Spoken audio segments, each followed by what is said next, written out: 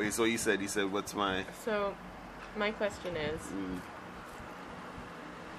do you think unconditional love is a real thing? Or is it like one of those theoretical things, like a mermaid? Like, we know there's such thing as the top of a woman. We know there's such thing as the bottom of a fish. Yeah. They don't actually exist together, but we can talk about a mermaid like a real thing because she's made of two real things. Right. You know what I mean? Yeah. Is unconditional love kind of like that? So wait, what's unconditional love though? That's the thing. Well, because we understand the idea of unconditional, where there's no condition that would change this feeling. Feeling of love for a person. Yeah, and we understand the idea of love. That's a real thing. Yeah. You know, how you feel about another person. Oh man, maybe we do need to define love. No, I mean, well, not necessarily, because love, you know, if we say love, we can, I guess there's different types, like, you know, being in love with somebody or just loving, like, you know, you're in love with your Let's talk about being boyfriend in or love girlfriend. first. What does it mean if you're in love? That means that you share, you know, a specific, I guess, like, sexual or romantic or whatever, however you want to put, or, you know, like some relationship type of feelings towards somebody. But then you have love for your mother or your father, which is different. So how do we define? Can we first define love? I guess that's what I'm trying to say. You can't define it. It's too abstract. Is this a you know, feeling that you have for somebody? Or something? But I think that if I love someone, we'll make it simple. But I feel like if I love someone, their happiness is really important to me and my happiness. And I will put, you know, I'll put some of my stuff aside in order to make sure that that person's happy because I love them so much. Yeah. You know what I mean? And I think about people I love and you know, the fact that being around them makes me feel good and interacting with them makes me feel good. Those are people I love. Yeah. But what do you mean by putting stuff aside, though? Like, what are you talking about? So, like, if I'm tired, if I'm feeling a certain way about a certain situation, if someone I love needs something from me, I'm going to put aside the way I'm feeling and I'm going to do what that person needs from me. Okay. You know, like making my husband a sandwich when I'm feeling really tired. Oh, okay, I got you. But let's back to the unconditional love, though. Like, what do you mean? You saying is there such thing? Is that the question? Yeah. So what I'm saying is, I think that when you talk about like unconditional love, it depends on the person who is giving the love, I guess. You know what I'm saying? Like, because people think, okay, well, unconditional love means that, you know, no matter what this other person does, I'm gonna still love them, right?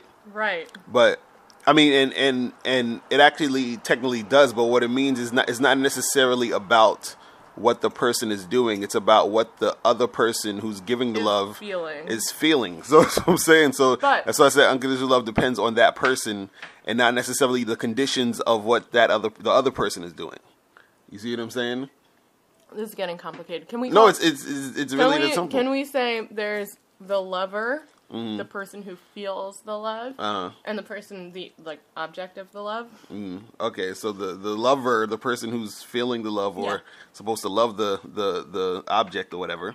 Unconditionally. The object, it doesn't matter what the object's doing, technically, because the lover is going to still feel whatever it needs to, or, you know, it wants to feel or whatever, depending on whatever the object is doing. It doesn't. So what I'm saying is, my concern, the reason I bring it up is because what I'm thinking is, the lover could say, "I love you unconditionally. I can't imagine a condition where I would stop loving you."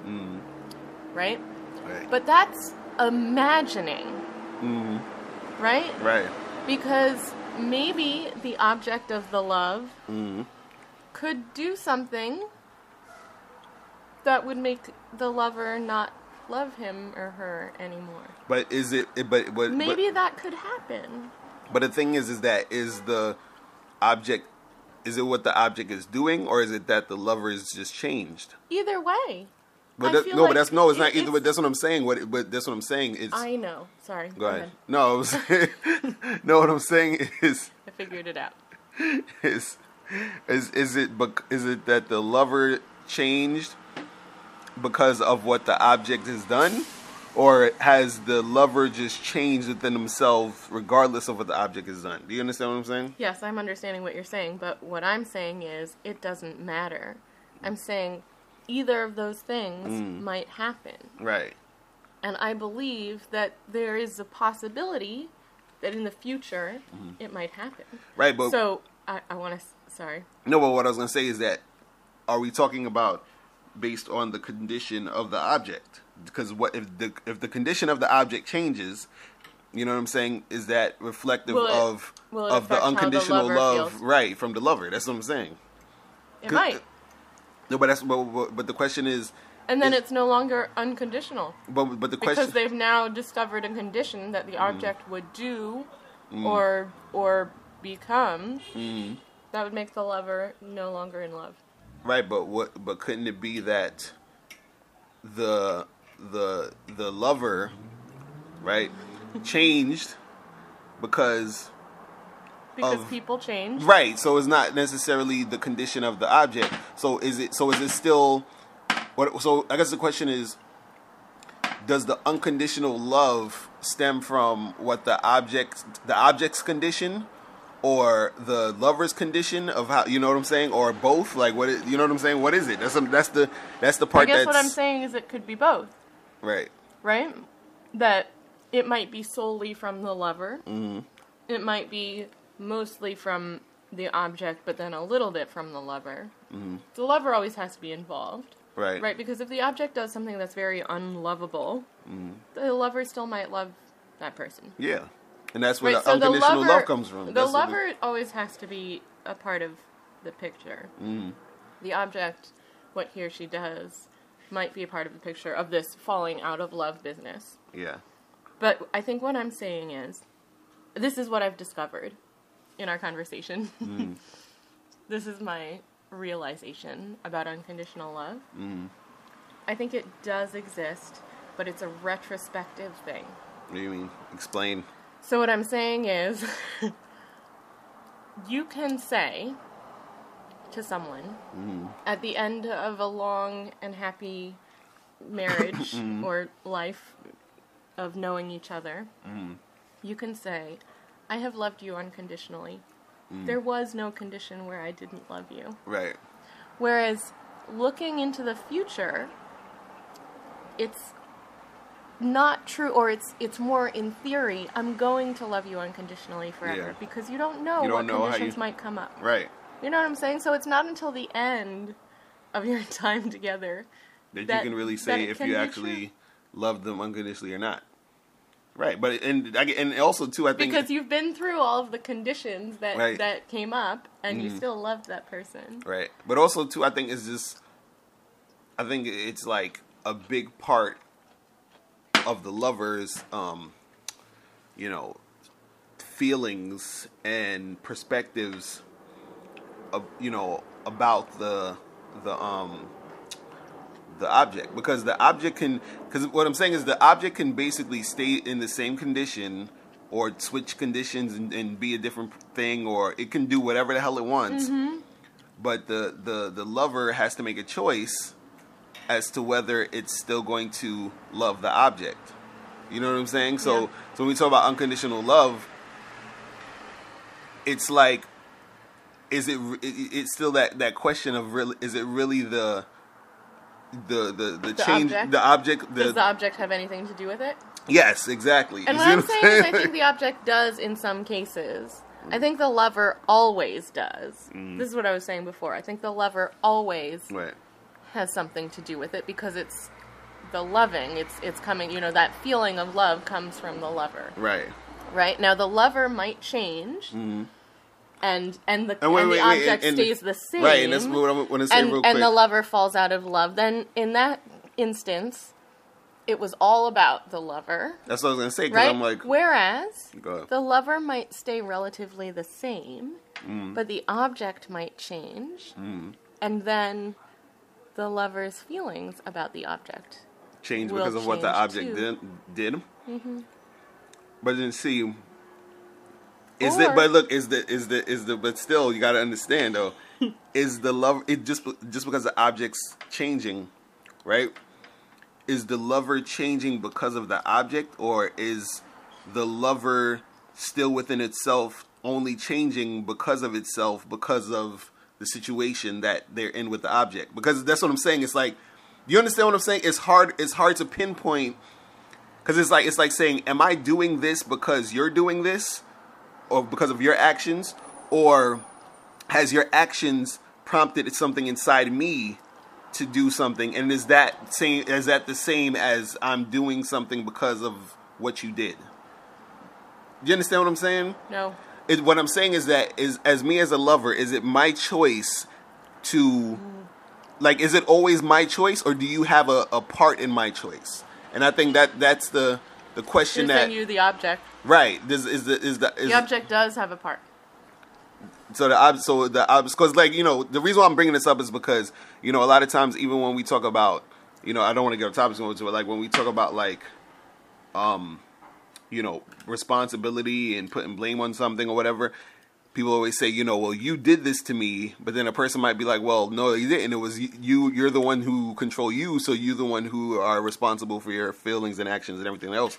And you and I have talked about this before, and I always feel like, well, I don't always feel like this, but I feel like you sometimes have a tendency to put all of the emphasis on the person who's feeling the feeling. Whereas I definitely see the circumstances affecting those feelings. Right? So if somebody comes up to you and says some mean stuff, calls you some names or whatever, and then you feel sad or you feel angry, right? I feel like you would say, oh, well, you should just not feel sad and you should not feel angry. Right. You have control over your feelings. Right. And I feel like, yes, we have some control over our feelings, but we're human, the way we respond to situations is with feelings. But then is that not unconditional love then? What I'm saying is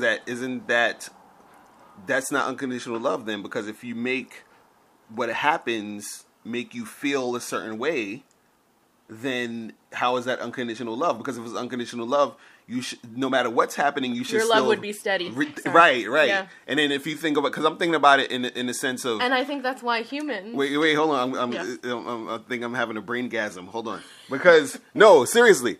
I mean, look at this perspective. Can you also say that the love for yourself it has to be so unconditional? Like, if you have unconditional love for yourself, it doesn't matter what these people are saying or that person's saying or that's doing, then, whatever they're doing, because if you have unconditional love for yourself, if you love yourself, then, none of that can affect your love for yourself. You see what I'm saying? Because if someone says you're stupid and you're dumb and you're ugly and all this other stuff, then you won't get angry and you won't get sad. Right, because you love yourself. You understand what I'm saying? But if there's conditions on the love for yourself, then you might get angry. Right. Can that be an argument though? If we're talking, you know what I'm saying? If we're correlating it to. On the other hand, if you love yourself enough to say, "I'm angry when you say that. Mm-hmm. Don't say that to me." Right. It's like self-defense. It's you're taking care of yourself by speaking up. By speaking your truth and all that. Right, yeah. I mean, you can see that perspective too. And I also feel like loving yourself is allowing yourself to feel those feelings. To feel sad. Right. Or angry or whatever it is. And accepting yourself for feeling that. I agree. That's some deep shit, though. I don't know, because it's like when you talk about like the whole unconditional love thing, it's like, it's very, I think it's all under perspective of how you look at things. I'm saying it's retrospective only. What do you mean? I'm just saying you will only unconditionally love someone in retrospect.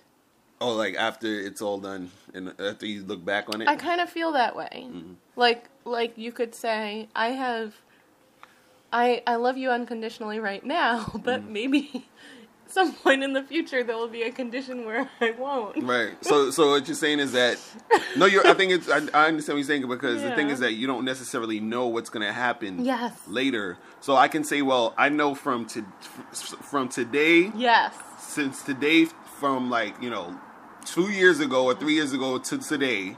Yeah. I can say that I've loved you unconditionally because it happened. Yeah. But tomorrow or next week, it might be a whole different thing, and I don't know because we're not there yet. And it probably won't, because I feel like the more years you spend with someone, the more history of loving unconditionally you have. You know, the more you have to base it on. And if that person, if some things change with that person, and they start to become less lovable to you or whatever, you still have all the other history. And ideally, and I hope this for people who are having trouble with their relationships, that they can work through those difficult times because of that love. Yeah. Interesting. Okay, I think we're done. Good chat. All right, we are out of here. It's your boy, Mr. Locario, the bad boy of the dating game. Holla at me, askmrlocario.com. Remember, people, the truth is inside you. Peace.